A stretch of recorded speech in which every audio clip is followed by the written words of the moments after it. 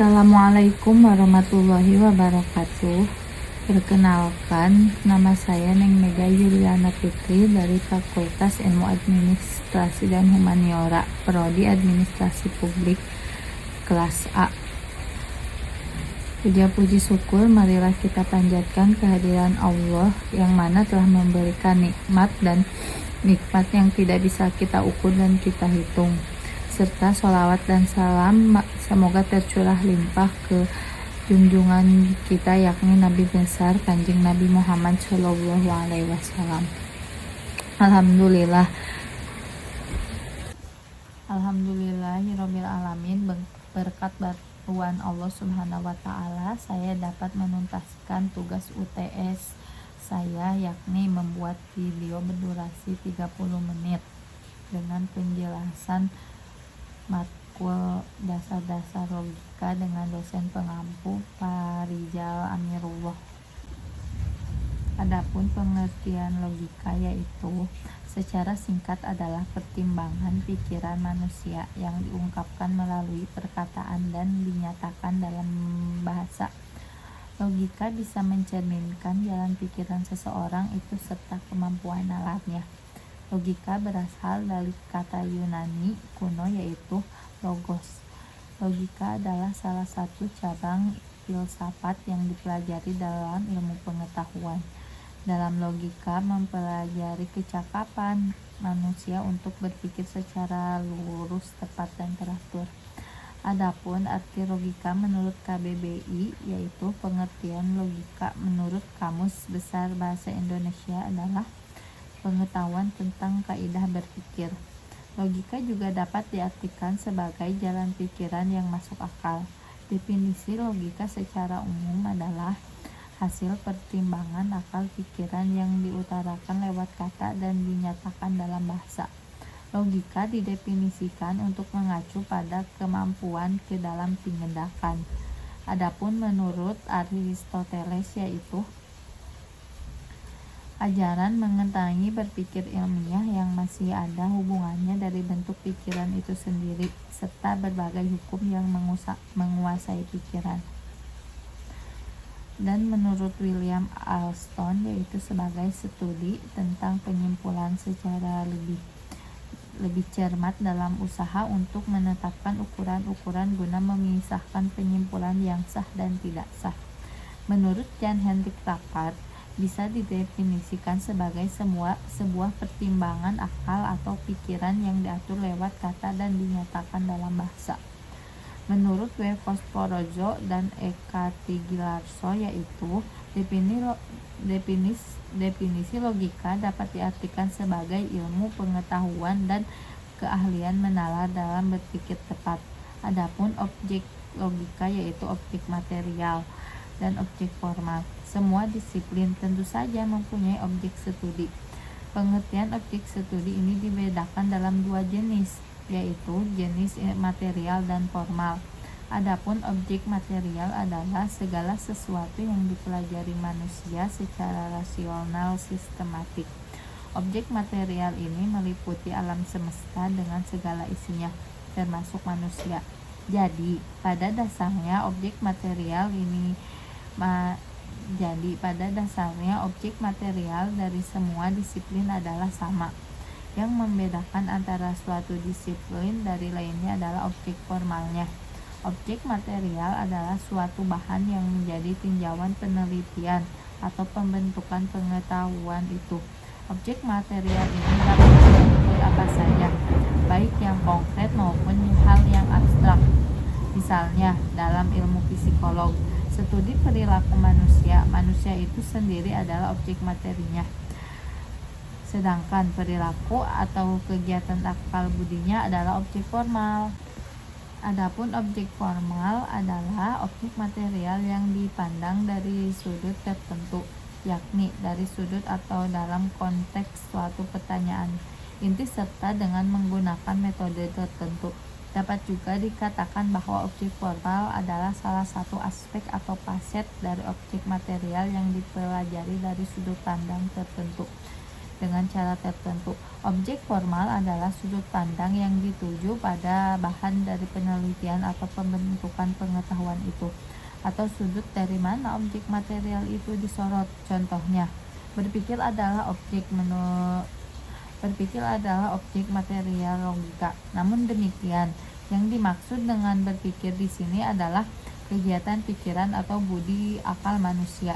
Dengan berpikir, manusia mengalah mengerjakan pengetahuan yang telah diperolehnya. Adapun macam-macam logika, terdapat beberapa jenis atau macam-macam logika jika dilihat dari beberapa sudut pandang tertentu. Menurut Delianggi dalam Adib 2015 him 102-104, jenis-jenis logika adalah 1. Logika dalam pengertian sempit dan luas. Dalam arti sempit, logika searti dengan logika deduktif atau logika formal. Sedangkan dalam arti luas, pemakaiannya mencakup kesimpulan-kesimpulan dan berbagai bukti dari tentang bagaimana sistem penjelasan disusun dalam ilmu alam, serta meliputi pula pembahasan mengenai logika itu sendiri. Yang kedua, logika deduktif dan induktif. Logika deduktif adalah cara berpikir dengan menggunakan premis-premis dari fakta yang bersifat umum ke khusus yang menjadi kesimpulannya. Sementara itu, logika induktif merupakan cara yang berdasarkan fakta-fakta yang bersifat khusus terlebih dahulu dipakai untuk penarikan kesimpulan umum. Yang ketiga, logika formal, minor dan material.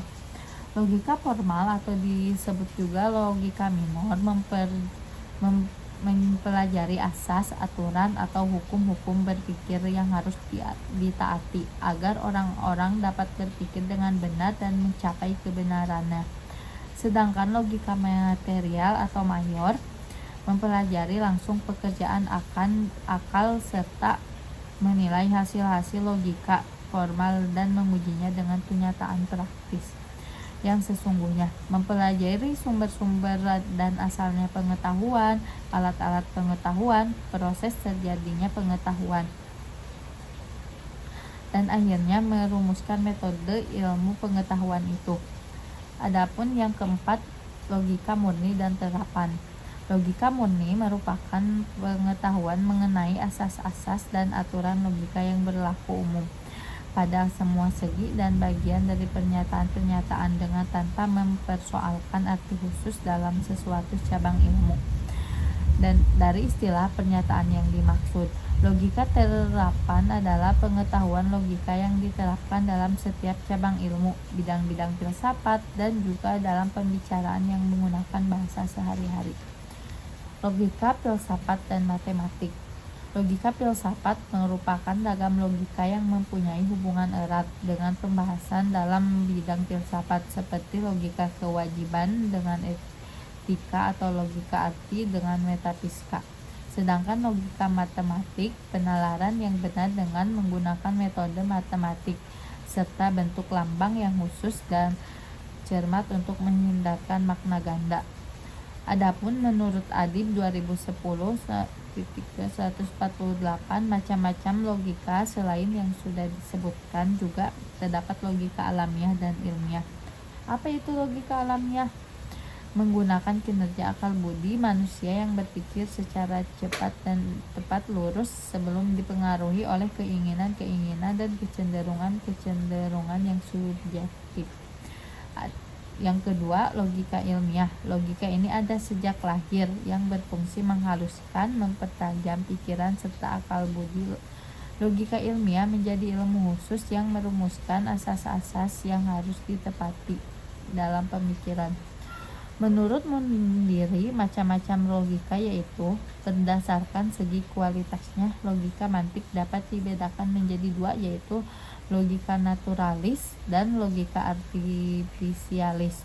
Logika naturalis yaitu kecakapan berlogis berdasarkan kemampuan akal bawaan manusia. Akal manusia yang normal dapat bekerja secara spontan sesuai hukum-hukum logika dasar. Sedangkan logika artifisialis yang bertugas membantu mantik ini memperhalus, mempertajam, atau menunjukkan jalan pemikiran agar dapat bekerja lebih teliti, efisien, mudah, dan aman. Logika naturalis yaitu kecakapan berlogika berdasarkan kemampuan akal bawaan manusia. Akal manusia yang normal dapat bekerja secara spontan sesuai hukum-hukum logika dasar. Sedangkan logika artifisialis yang bertugas membantu mantik ini memperhalus, mempertajam, serta menunjukkan jalan pemikiran agar dapat bekerja lebih teliti, efisien, mudah, dan aman. Logika tradisional adalah logika Aristoteles dan logika daripada logikus yang kemudian tetapi masih mengikuti sistem logika Aristoteles. Para logikus sesudah Aristoteles tidak membuat perubahan atau mencipta sistem baru dalam logika, kecuali hanya membuat komentar yang menjadi logika Aristoteles lebih elegan dengan sekedar mengadakan perbaikan dan membuang hal-hal yang tidak penting dari logika Aristoteles. Logika modern tumbuh dan dimulai pada abad ke-8. Mulai abad ini ditemukan sistem baru, metode baru yang berlainan dengan sistem logika Aristoteles. Saatnya dimulai sejak Raimunus lulus menemukan metode baru logika yang disebut ars magna. Cara pertama disebut berpikir deduktif, berpikir dari umum ke khusus, dipergunakan dalam logika formal yang mempelajari dasar-dasar persesuaian. Tidak adanya pertentangan dalam pemikiran dengan menggunakan hukum-hukum, rumus-rumus, patokan-patokan berpikir benar. Cara berpikir induktif, berpikir dari khusus ke umum, yaitu dipergunakan dalam logika material, yaitu mempelajari dasar-dasar penyesuaian pikiran dengan kenyataan. Ia menilai hasil pekerjaan logika formal dan menguji benar tidaknya adalah dengan keadaan empiris. Cabang logika formal disebut juga logika minor. Logika material disebut juga logika mayor. Adapun macam-macam hubungan logika. Yang pertama independen, yang kedua ekuivalen, yang ketiga kontradiktori, yang keempat kontraksi, dan kelima subkontrari, dan keenam subalterna. Adapun yang pertama independen, antara dua pernyataan tidak ada hubungan apapun atau saling lepas dan tidak terkait. Contohnya, bulan ada di siang hari. Semua kelinci adalah lemah. Semua kelinci adalah pemakan rumput. Yang kedua yaitu ekuivalen, antara pernyataan satu dengan pernyataan lainnya memiliki keterkaitan. Pernyataan pertama ataupun kedua dapat menjadi dasar kebenaran. Ekuivalen ini hanya memperhatikan kebenaran tanpa memperhatikan kuantitas dan kualitasnya. Contoh, sebagian pengusaha orang pintar. Sebagian orang pintar adalah pengusaha. Semua besi adalah logam. Sebagian logam adalah besi. Yang ketiganya adalah kontradiktor, kualitas dari kuantitasnya yang berlawanan. Contohnya, semua yang rajin sukses. Sebagian yang sukses tidak rajin. Yang ketiga yaitu kontrari. Pernyataan satu dari pernyataan kedua memiliki kuantitas yang sama tetapi memiliki kualitas berbeda. Kuantitas yang digunakan adalah semua. Contohnya, semua politikus curang. Semua politikus tidak curang. Yang keempat yaitu subkontrasi. Kuantitasnya tetap, kualitasnya yang berbeda. Kuantitas yang digunakan adalah sebagian ini yang menjadi pembeda antara kontrari dan subkontrari. Contoh, sebagian pedagang kikir. Sebagian pedagang tidak kikir. Yang kelima yaitu subalterna.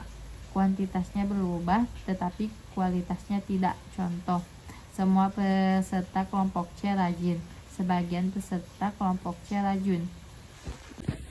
Hukum-hukum logika sebagai dasar berpikir secara benar.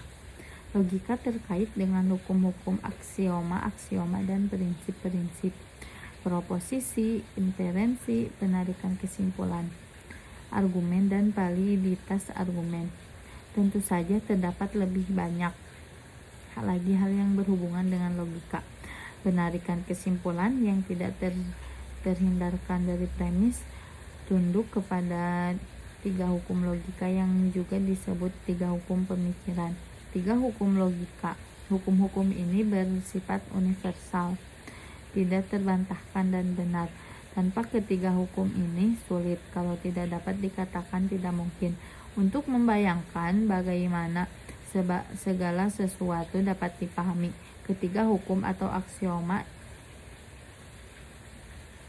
ini merupakan dasar bagi penarikan kesimpulan dapat dipahami.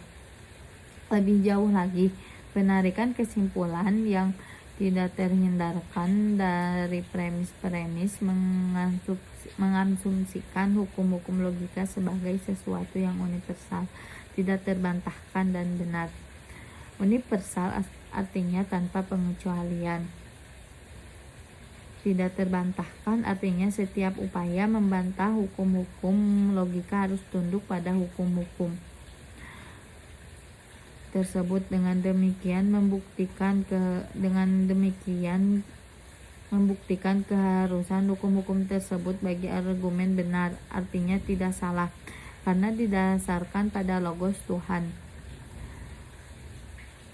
sang sumber dan penentu seluruh kebenaran. Selanjutnya, hukum-hukum tersebut ada sebagai tritunggal, sebagai menolak yang satu akan menolak yang lain dan menerima yang akan menerima yang lain. Ketiga hukum ini menetapkan dan menjelaskan makna dari penarikan kesimpulan yang tidak terhindarkan bagi logika. Ketiga hukum tersebut akan dibahas secara ringkas. Secara ringkas, hukum-hukum tersebut yang pertama yaitu hukum identitas. Hukum identitas menyatakan bahwa kalau satu pernyataan benar, maka pernyataan itu benar, atau setiap proposisi berimplikasi atau berarti dirinya sendiri. Mungkin kelihatannya hal ini sepele, tetapi seperti dicatat Gordon Clark, alangkah anehnya dunia jika hukum ini tidak berlaku. Karena dunia ini akan menjadi dunia yang tidak memiliki konsep identitas atau kesamaan. Hukum tidak ada jalan tengah. Hukum tidak ada jalan tengah menyatakan bahwa sesuatu haruslah apa adanya atau tidak, atau segala sesuatu adalah atau bukan A, atau bukan A, atau bukan B. Dengan kata lain, misalnya sebuah batu haruslah keras atau tidak keras, diam atau tidak diam. Namun bagaimana dengan penumpang pesawat yang berbeda dalam pesawat yang sedang terbang? Apakah dia sedang diam atau sedang bergerak? Apakah dia sedang bergerak dan sekaligus diam pada saat yang sama? Apakah hukum ini telah dilanggar? Tidak sama sekali, karena tidak mungkin keduanya terjadi secara bersama pada saat yang dan tempat yang sama, atau dalam hubungan yang sama. Dan untuk memahami hal ini dapat diperlukan sedikit refleksi. Dalam contoh ini, si penumpang sedang diam dalam kaitan dengan pesawat, tapi sedang bergerak dalam kaitan dengan bumi. Yang kedua yaitu hukum kontradiksi. Hukum ini juga dikenal sebagai hukum non-kontradiksi, menyatakan bahwa tidak ada pernyataan yang sekaligus benar dan salah, atau A dan bukan A sekaligus adalah kontradiksi selalu salah. Karena itu tidak mungkin sekaligus A, tidak mungkin dan sekaligus A dan bukan A. Sekali lagi, setiap pernyataan yang berbentuk A dan bukan A pasti salah. Setiap pernyataan jamak yang memiliki struktur seperti itu pasti bersifat kontradiksi. Hukum kontradiksi adalah hukum yang terutama karena mencakup kedua hukum lainnya. Formulasinya sebagai tidak mungkin A dan bukan A mengasumsikan hukum identitas sebagai benar, karena proposisi A selalu berimplikasi, berarti dirinya sendiri A berimplikasi A. Sebagai semua disjungsi, hukum ini mengungkap hukum tiada jalan tengah, yaitu A atau bukan A. Lebih lanjut, tanpa hukum kontradiksi, maka pembedaan antara kebenaran dan kesalahan akan lenyap, dan seiring dengan hilangnya pembedaan itu, maka makna juga lenyap. Makna kata atau term. Kata adalah unsur bahasa yang diucapkan atau dituliskan yang merupakan perwujudan kesatuan perasaan dan pikiran yang dapat digunakan dalam berbahasa. Dalam logika, kata adalah bagian terkecil dari proposisi. Berbeda dengan ilmu bahasa atau linguistik yang menyelidiki kata dari pelbang aspeknya. Penyelidikan kata dalam logika menjadi penting karena kata merupakan unsur yang membentuk pemikiran. Pengertian kata dapat juga dilihat dari sudut fungsinya dalam suatu keputusan kalimat. Pengertian kata dapat berfungsi sebagai subjek atau predikat dalam suatu keputusan. Term adalah kata atau rangkaian kata yang berfungsi sebagai subjek atau predikat dalam suatu keputusan kalimat. Misal, kucing itu tidur. Tidur, kata kucing merupakan subjek dan kata tidur merupakan predikatnya. Dalam logika, kata-kata hanya penting sebagai item. Artinya, kata-kata itu hanya penting sebagai subjek atau predikat dalam suatu kalimat.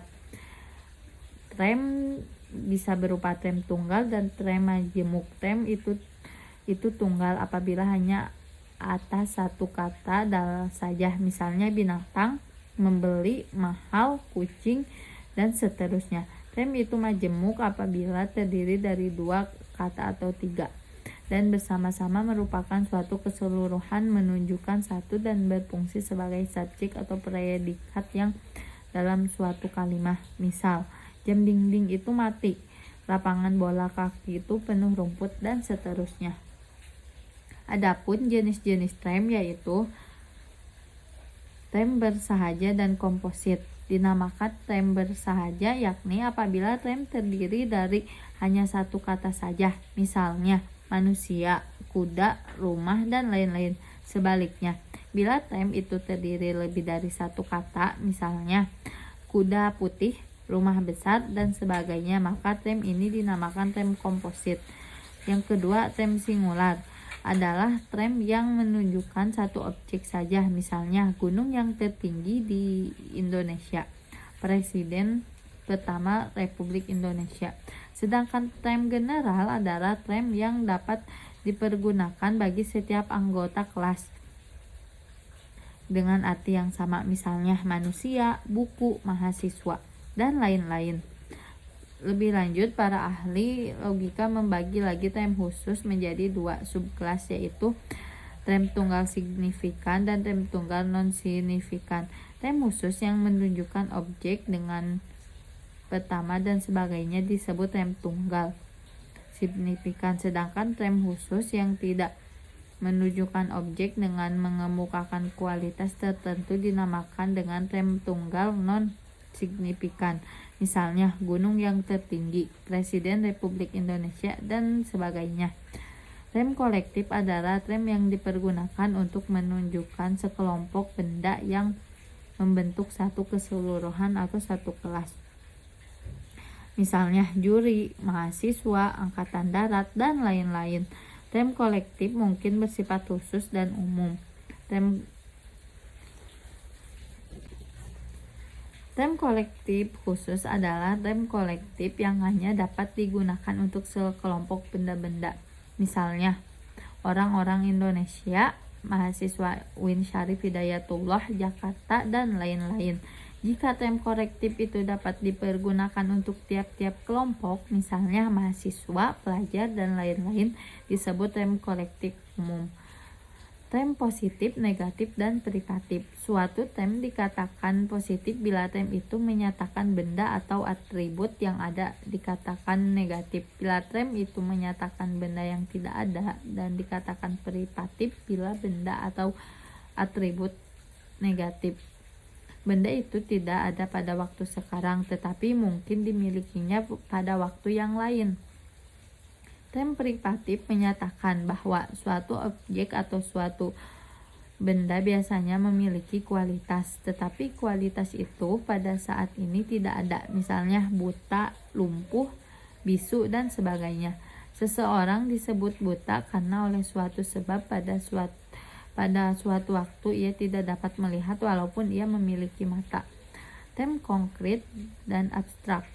Term konkret adalah nama benda, sedangkan term abstrak adalah nama kualitas atau kumpulan kualitas yang dapat dibicarakan terlepas dari hubungannya dengan suatu benda. Suatu term dikatakan konkret kalau menunjukkan suatu benda. Artinya, bila menunjukkan seseorang, suatu objek, suatu kenyataan atau apa saja yang mempunyai kualitas dan eksistensi tertentu. Misalnya, meja adalah suatu benda yang memiliki beberapa kualitas, bentuknya, beratnya, rupanya, dan lain sebagainya. Sebaliknya, suatu term adalah abstrak bila menyatakan kualitas atau kualitas terlepas dari eksistensi tertentu pada suatu waktu dan suatu tempat atau dalam hubungan dengan benda-benda lain. Misalnya, term relatif dan absolut. Term relatif adalah term yang tidak pernah dapat dipahami dengan sendirinya dan selalu harus ada hubungannya dengan benda dan kualitas yang lain. Dengan kata lain, term relatif dan term yang selalu menunjukkan benda yang lain dan artinya hanya dapat dipahami dari hubungannya dengan yang selalu menunjuk benda yang lain. Benda yang lain itu misalnya abang adalah term relatif karena term ini akan berarti kalau tidak ada dua orang bersaudara yang dilahirkan oleh orang tua yang sama. Demikian pula hanya sama dengan suami, istri, anak, orang tua, dan lain-lain. Term absolut adalah nama suatu benda atau atribut yang dipahami dengan sendirinya dan tidak perlu dihubungkan dengan benda atau atribut lain, misalnya pohon, manusia, kuda, dan lain-lain. Term sinonim dan ekuivok. Term sinonim yang mengacu pada berbagai benda dengan satu sebutan, contohnya bunga. Sedangkan term ekuivok adalah term yang mempunyai makna lebih dari satu dan umumnya mempunyai dua makna seperti bunga, bulan, buku, dan lain sebagainya. Bunga bisa berarti adalah gadis manis dan cantik, bisa juga berarti bunga mawar yang merah dan harum, dan bisa pula berarti bunga bangke. Bulan bisa berarti bulan yang ada di langit, planet. Bisa juga berarti bulan untuk perhitungan kalender, begitu juga buku. Buku bisa berarti panjang batang tanaman di antara dua ruas dan bisa pula berarti kertas yang diikat sebagian sisinya yang kemudian Jenis-jenis proposisi. Proposisi adalah istilah yang digunakan untuk kalimat pernyataan yang memiliki arti penuh dan utuh. Hal ini berarti suatu kalimat yang harus dapat dipercaya, disangsikan, disangkal, atau dibuktikan benar tidaknya. Singkatnya, proposisi adalah pernyataan mengenai hal-hal yang dapat dinilai benar atau tidaknya. Proposisi adalah suatu tutur atau bisa juga disebut sebuah pernyataan yang digunakan untuk melukiskan keadaan yang belum tentu benar ataupun salah. Di dalam bentuk sebuah kalimat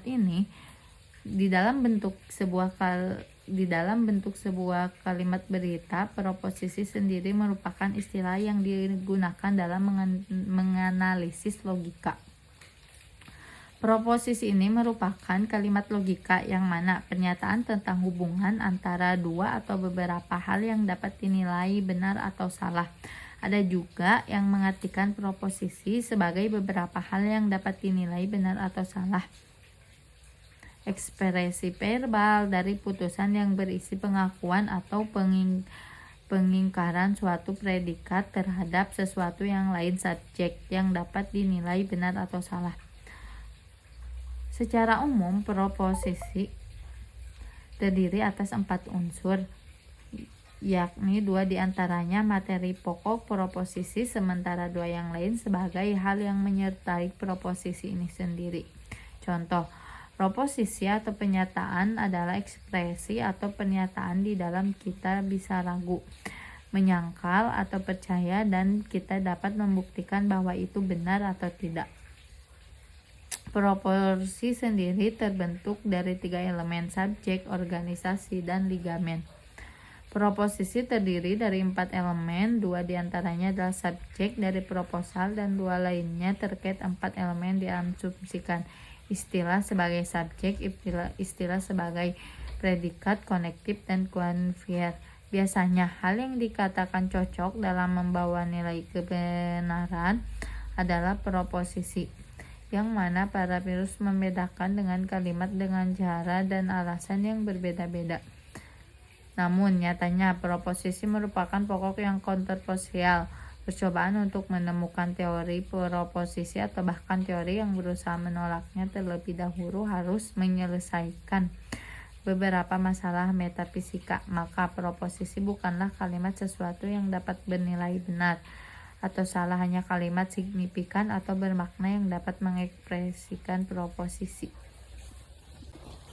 Adapun jenis-jenis proposisi yaitu proposisi berdasarkan bentuknya. Proposisi tunggal, misalnya saya membaca, adik bermain. Proposisi majemuk, misalnya Diana belajar matematika dan mendengarkan musik. Proposisi berdasarkan sifat yaitu proposisi kategorial, misalnya semua orang akan mati, semua makhluk hidup membutuhkan makan. Proposisi kondisional, proposisi yang pada hubungan subjek dan predikatnya memerlukan syarat tertentu. Misal, jika hari mendung maka akan turun hujan, jika Dina bangun kesiangan maka akan terlambat masuk sekolah. Proposisi berdasarkan kualitasnya yaitu proposisi pasif atau afirmatif yang predikatnya membenarkan subjek. Misal, semua profesor adalah orang pintar. Proposisi negatif merupakan proposisi yang predikatnya tidak mendukung atau membenarkan subjek. Misalnya, tidak satupun tumbuhan memiliki kaki. Proposisi berdasarkan kuantitasnya. Proposisi umum universal adalah proposisi di mana predikat mendukung atau mengingkari semua subjek. Misalnya, semua mahasiswa harus mengerjakan tugas dari dosen. Proposisi khusus partikular adalah proposisi di mana pernyataan khusus mengiyakan yang sebagian subjek merupakan bagian predikat. Misalnya, sebagai murid SD adalah anak orang kaya. Sekian dan terima kasih.